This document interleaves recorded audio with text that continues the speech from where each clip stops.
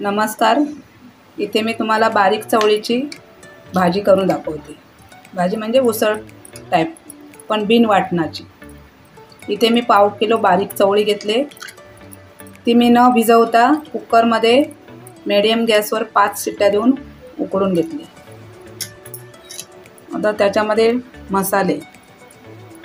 इथे 1 चमचा हा कांदा लसूण मसाला आहे, अर्धा चमचा हळद, 1 चमचा किचन किंग मसाला, 1.5 चमचा मालवणी स्पेशल आणि 1 चमचा धना पावडर आणि फोडणीसाठी अर्धा चमचा मोहरी, अर्धा चमचा जिरं आणि 1 छोटासा मीडियम बारीक चिरून घेतलेला कांदा. आता मी इथे गॅस पेटवून कढई गरम करण्यासाठी ठेवले. कढई गरम झाले, त्याच्यामध्ये 1.5 चमचा तेल टाकून घेतले. आपलं तेल पण गरम झालं आहे. आता मी मोहरी आणि जिरं टाकून घेते.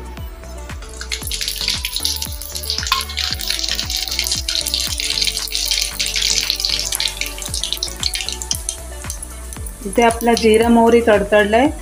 आता मी बारीक चिरून घेतलेला कांदा टाकून घेते.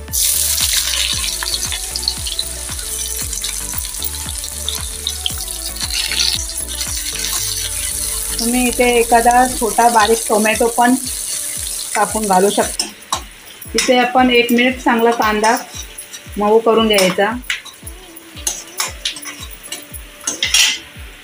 आणि आता आपण हे आपले मसाले त्याच्यामध्ये ॲड करून घेऊया.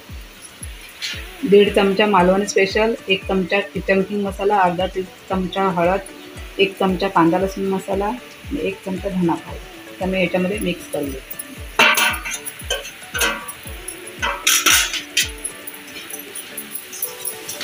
एक अर्धा मिनिट मिक्स करून घेऊया. आता आपण ही आपली चवळी उकळून घेतली त्याच्यामध्ये टाकून घेऊ.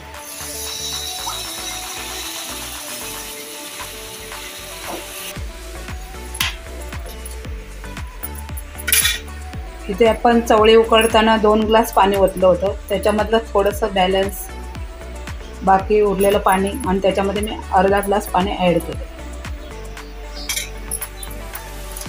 उकळी येऊ द्या चांगली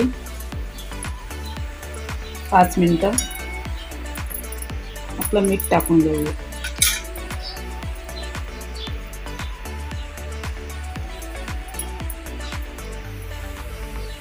मी 1.5 चमचा मीठ टाकून घेतलं.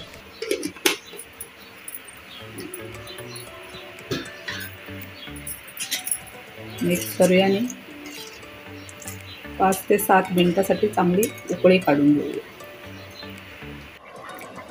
इथे आपली 7 मिनटं झालेली आहेत.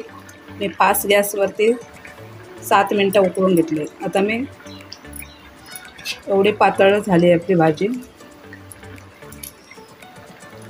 एवढीच जाडसर ठेवून द्यायची कारण का आपलं वाटण नाही आहे त्याच्यामध्ये. आता मी गॅस बंद करून घेते.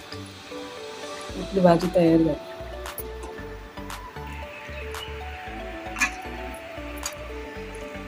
अशी आपली साधी सोपी चवळीची भाजी. आपल्याकडे वाटण तयार नसेल तर आपण करून खाऊ शकतो. चपाती किंवा भाताबरोबर सोबत पण खाऊ शकतो.